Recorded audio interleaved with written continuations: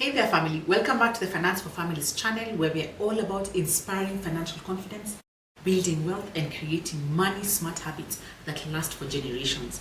I'm your host Linda Makatiani. Now, I get so many messages, emails and comments from all of you asking about budgeting, and today I thought let's tackle some of the most common and toughest questions for this session. These are real practical concerns from Kenyan families like mine and yours. So let's dive into answering your top questions on family budgets. So the first question is, how do we budget when our family income is irregular?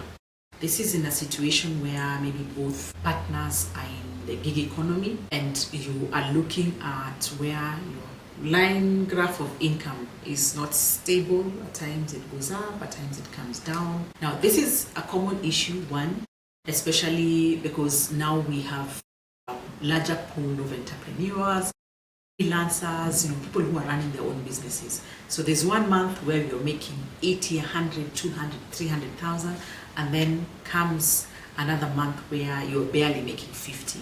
So how do you get to plan for that? My take on this is, when you're budgeting, base your budget on your lowest predictable income. So if your income, let's say, swings between 30 and 80,000, build your entire budget, your essentials, your rent, your food, your transport, around the 30,000, so that when you have an high income month, you don't find yourself now starting to upgrade your lifestyle and all that, because remember, it keeps fluctuating. Instead, you direct the extra cash into a specific goal, like building up on your emergency fund or paying down a debt that you had to take.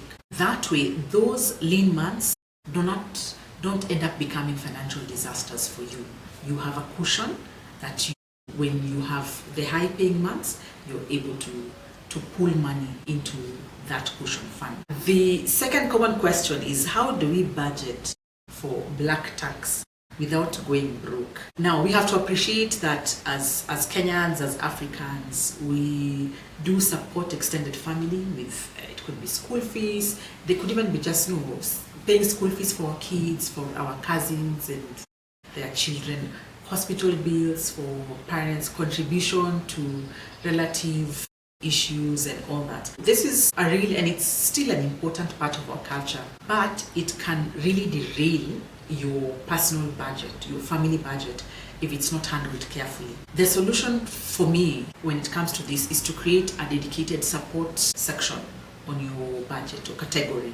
So you decide in advance how much realistically you can afford to help. So if it's 5,000, if it's 10,000, if it's 20,000, that is what you set aside and you budget for it. And once you budget for that and you get a situation where you have to use that, maybe share that, pay for something for a family member or a relative, and it is depleted, that is it. This keeps you, yes, generous, but within clear, healthy limits. Because be honest, just being transparent with your family and relatives, it will take time, but it's you getting to say, you know what, for this month, I can only be able to help you with this X amount. I can only help you with 5,000 or 10,000 shillings. And through this, you're starting to create boundaries and protecting your financial stability.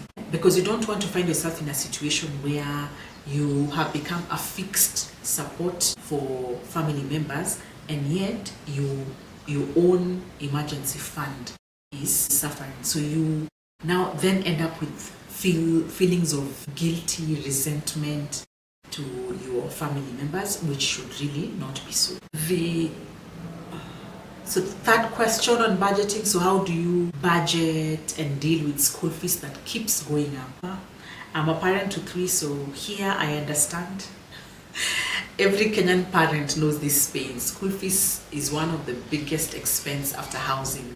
It's always like it's a moving target. You feel like you have it, you're set for it, and then things happen. There's a school trip, there are new equipments, there are things that they need. But for me, there are 3 powerful strategies I use. One, you can either decide to plan for it termly and not monthly. So don't wait for January panic. If it's October, Start saving in October for maybe January. Then you can use specific tools, so don't keep the money in an account which at least it's not even earning anything. Put it in a high interest yielding account. Look at options like education policies as well, so that they can be able to develop your savings culture as you save towards, or invest specific investment instruments that you can be able to put money, get fixed returns, like investing in a bond. So say your child will be joining university in the next 10 years, you can buy a 10-year bond, and every 6 months as you're earning interest, you reinvest this in either pulling it to buy another bond, and in 10 years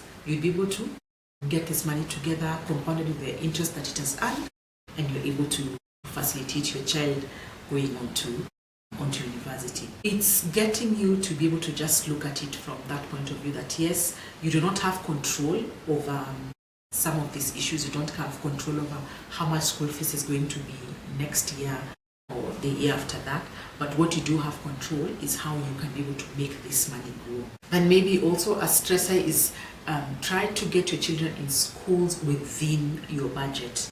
So it should not be for show. Realistically, what can we be able to afford? What is a good school that is within our budget? If we have to move homes to be closer there, then so be it. It's only for a limited time. Another question, how do we budget as a couple when one is a spender and the other is a saver? Now, this is a major source of conflict in many relationships, because one partner will say, let's every shilling, and then the other one is like, no. What about now?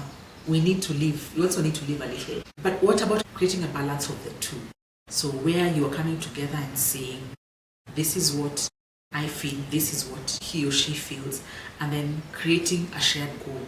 So, and you find when you've created their shared goal, then you're all working towards it. So we are going to save 50,000 for a family trip, so that yes, we are saving money and we are also getting to enjoy that money. It may not be immediately now, but we have planned for it. So it gives you as a couple a shared purpose. It also allows for freedom money. So each partner gets some allowance into deciding how you get to spend that money without guilt or without judgment from the other person. So you see, when you do it like this, then the spender finds release and it avoids resentment. Meanwhile, the saver sees the point of, yes, we also need to enjoy, but I'm glad that we are not doing it impulsively. We are taking time to save. So for me here, transparency is very key, especially as a family.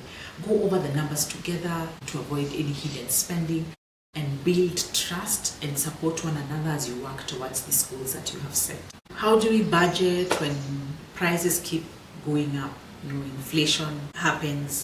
Inflation is a huge concern, from food, fees, everything. We just feel like it just keeps climbing up. So how are we able to keep our budget relevant when the numbers keep changing? Well, your budget is not fixed. Your budget needs review every so often. So don't wait for that one annual review. Prices don't wait. So you shouldn't either. Prioritize, substitute, see what is it, our non-negotiables, our basics, and then get creative. Switch brands, buy in bulk or shop, do comparison shopping. As well, look for new income streams. Sometimes the budget solution is not really about cutting spending, it's about increasing income. Side hustle here, baking, tutoring, starting out farming in small scale can make a significant difference. How do we involve our children in budgeting? We shared this in previous videos. Age appropriate, of course, let children be part of the family economy. For the young kids, get them set up with a piggy bank, a junior money market fund. Explain to them how savings works.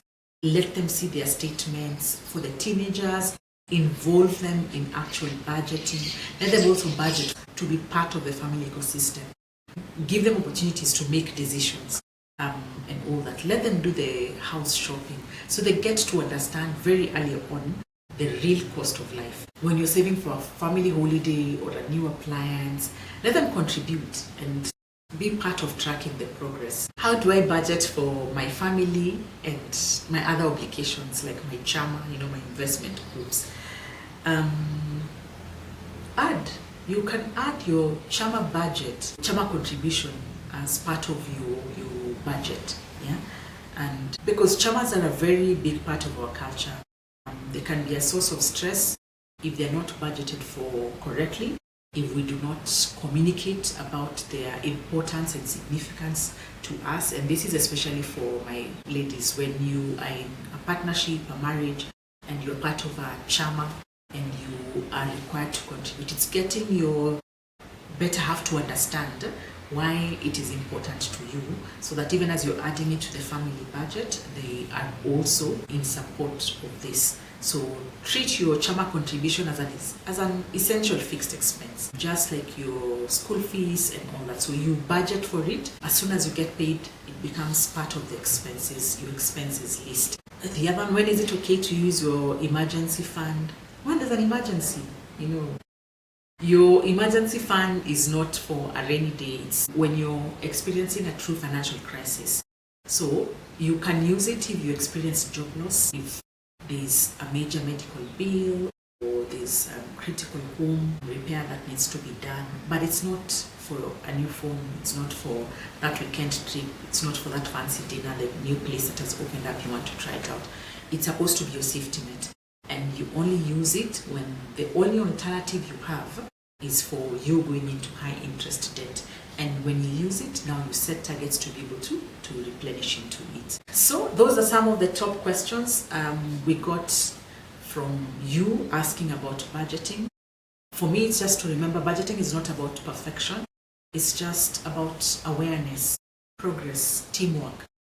We're not punishing ourselves. We are basically just giving our money purpose so that it can be able to serve our dreams. If you found this video helpful, hit that like, subscribe to Finance for Families channel, and share in the comments as well which budgeting challenge are you currently facing. We'd love to answer even more of your questions in future videos. Thank you for watching, and I'll see you in the next video.